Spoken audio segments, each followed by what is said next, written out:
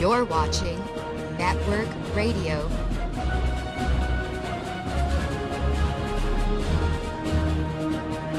Live from the Media Broadcasting Center. Good evening, everybody, and welcome to another edition of Walking the Talk. I'll check my little meter here, see if my sound's going all right. I've kind of got a bad tooth and got it pulled yesterday, so of course some of this darkness here is helping not see this mug too much, but hopefully my voice is coming through not too bad and sounds up a little bit. So tonight I had a pretty good week this week, especially coming back from this weekend. If anybody was seeing some of my posts around, I kind of had an enjoyable weekend and some good presents up at the other property. So I really did enjoy that, and I think I'm going to settle in there so well when I finally can have the chance to be there full time. But I got into some other posts and so forth. So tonight I wanted to kind of let's clear up a few things. One of the things that I had was that came across was the issues about money and some of the views on that. And it seems that to me, I think some people automatically get absolutely defensive as soon as you say anything. And maybe that's justified, but how about you take a chill pill a little bit and listen to somebody instead of jumping to conclusions about what they're saying or how they're saying it.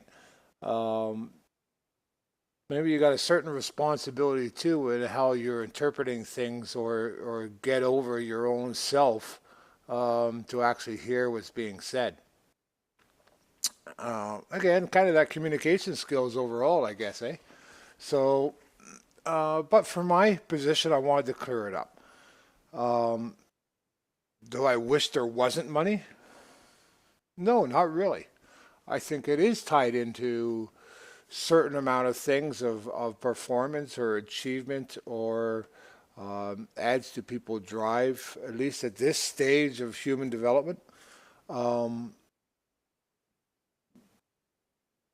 I do believe that that kind of work reward type of system, there's a meriting to it. Um, but now, do I have anything to do where money becomes then into the controlling of people and into the controlling of systems, and that you turn to the love of money? As in the root of all evil. I think those are two big different things, and I'm totally against the love of money and what it does to people, what it triggers into people of their identity and so forth. But I think that's also, as some friends have pointed out, and I've gotten into discussions, is also a social issue that you need a status of this car or this house or these houses or these trips and so forth in order to make yourself feel good. I think that's an overall societal and esteem problem that our overall culture and society brings into play. So I don't think it's just as simple as one real answer that you can just hit a switch onto it.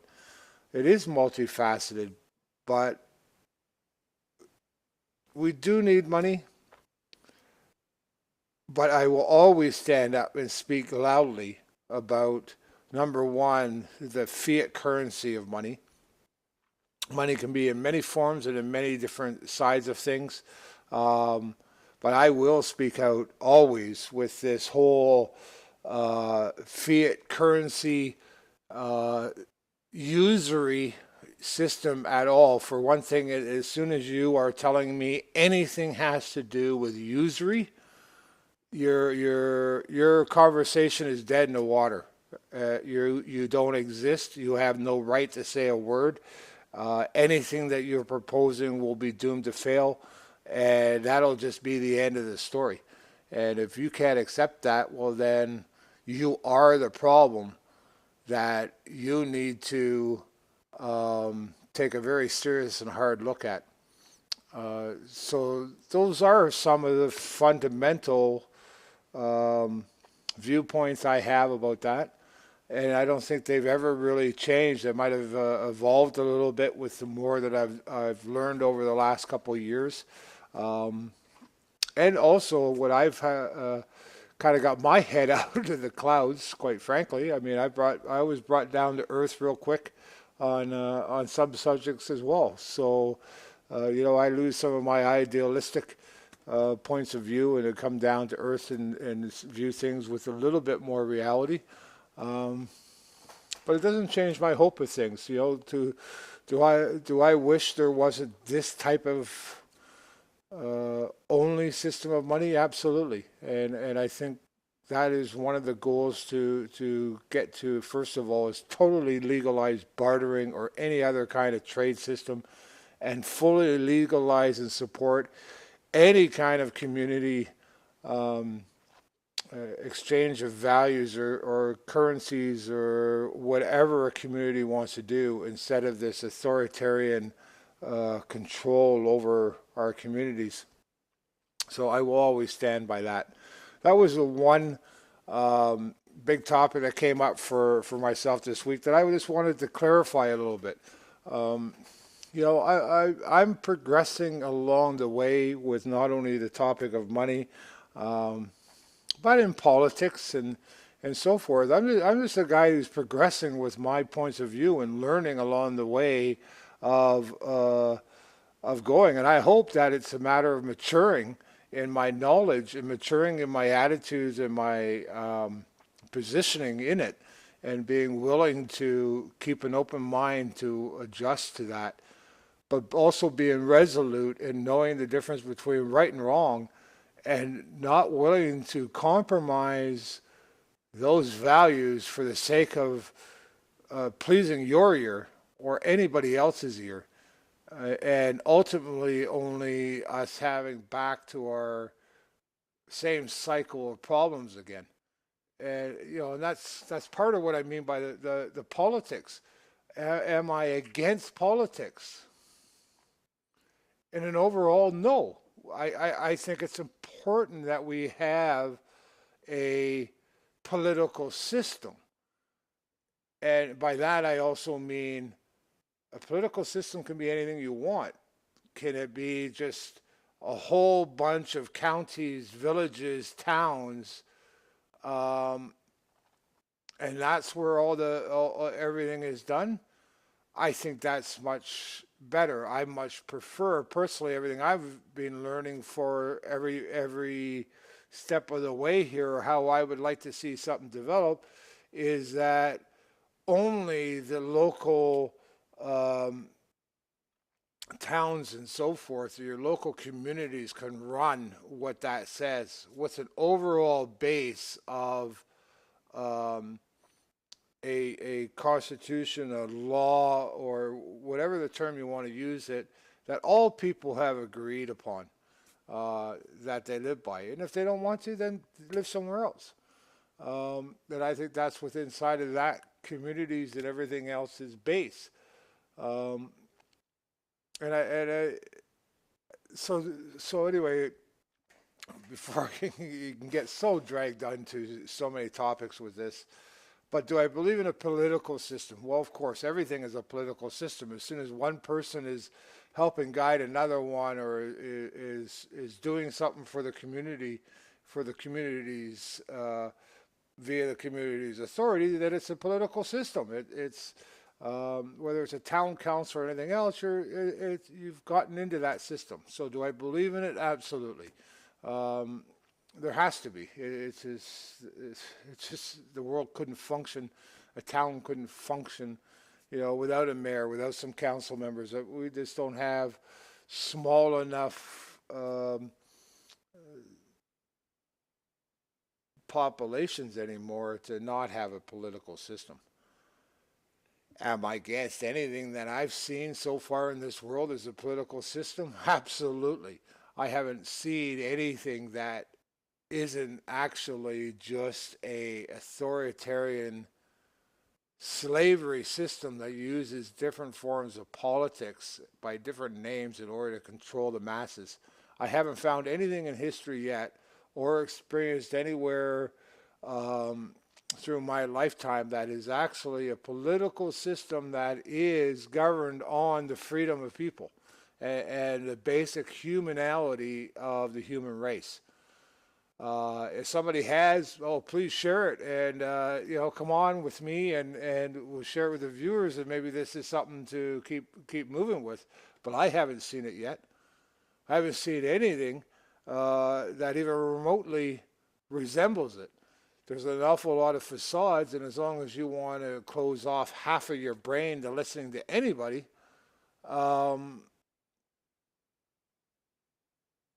you would agree with it. You would agree with my statement. There is no such thing as anything that even remotely resembles a political system for the people.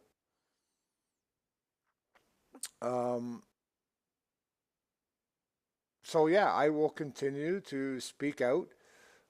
We just went through our election, of course, which was another big topic through yesterday and today, voting and the rest of it. And we can get into the hundred of debates about that too.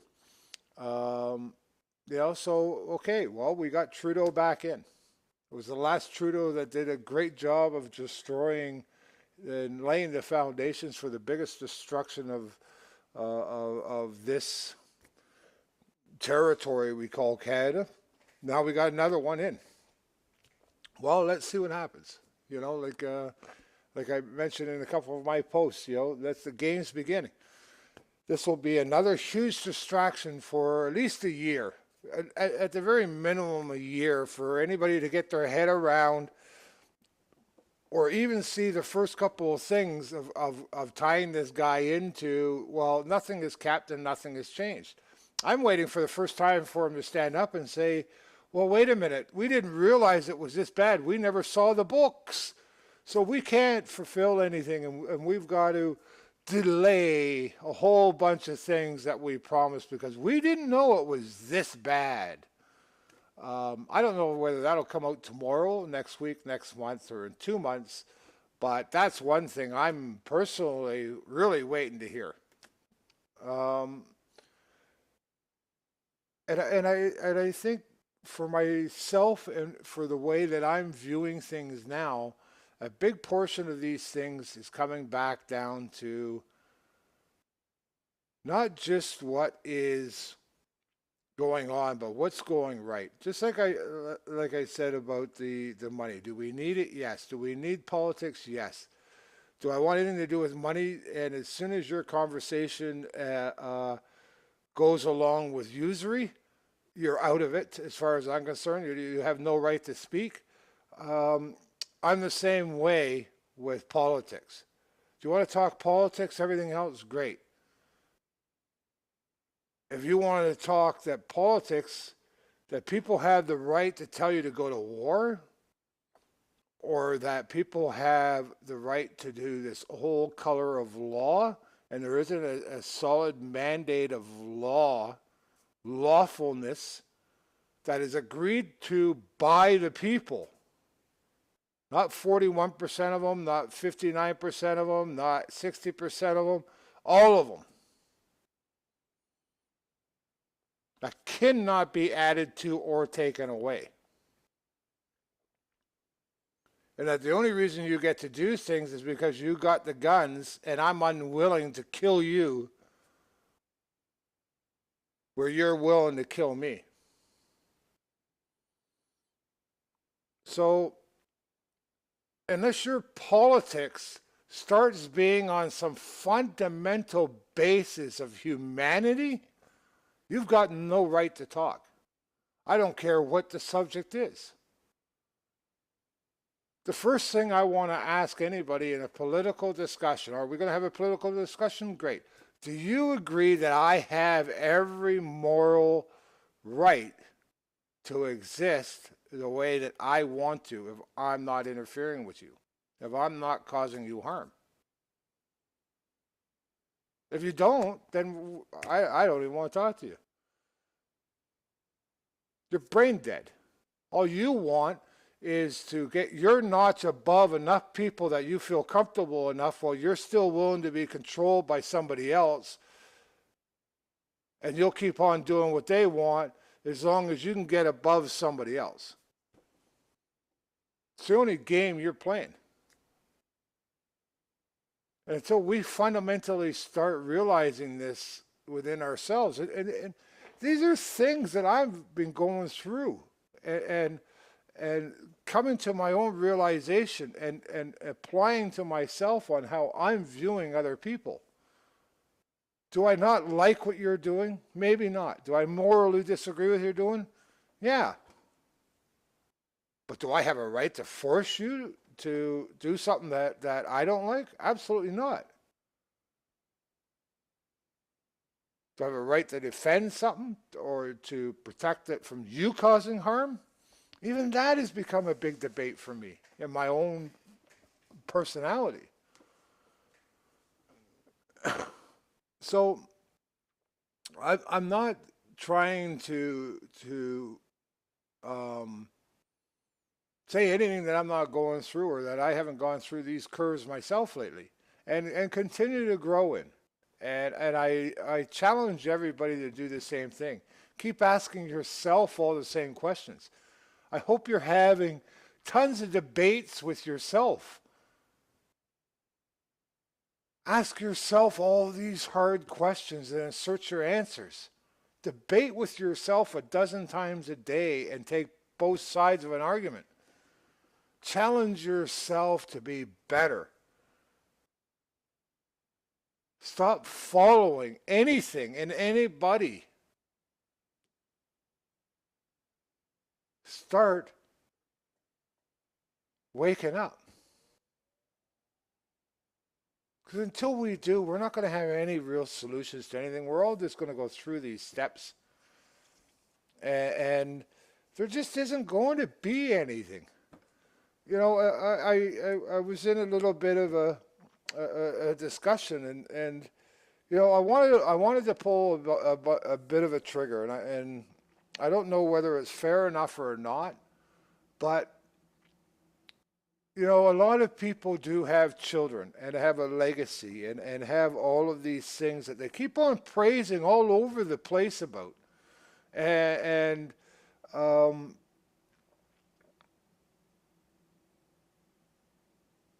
what about them? You know, you might not want to face a lot of things yourself, but this is truly the legacy, the society that you're building, that you're leaving for your children, that they are going to have to survive it. And if you're at the age where you might not see the next 20 years, be sure to know that you're leaving a society that your kids are going to have a chip in their brain that somebody's just going to be able to turn on and off to decide that they're dead. That's just it. You're no longer worth anything to the world community. And if you don't think so, well, you're doomed to fail to repeat history, aren't we? You know, I kind of end things with some people in discussions with a little simple question that I'd like an answer to. If democracy and the politics and law and everything else are all so good, like this system of humanity is all so good, like it's been around here now for 200-300 years, how come we're still in so many wars, so many deaths?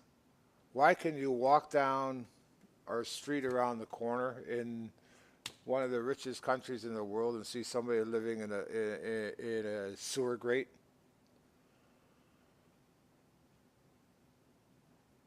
Why is there starvation? Like, why is there any of these things if we've been doing so good with our intellectual and technological things?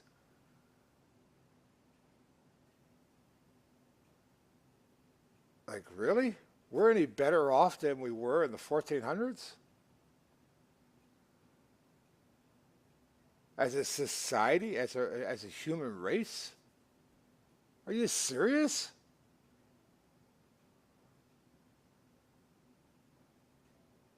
Maybe a little something to think about.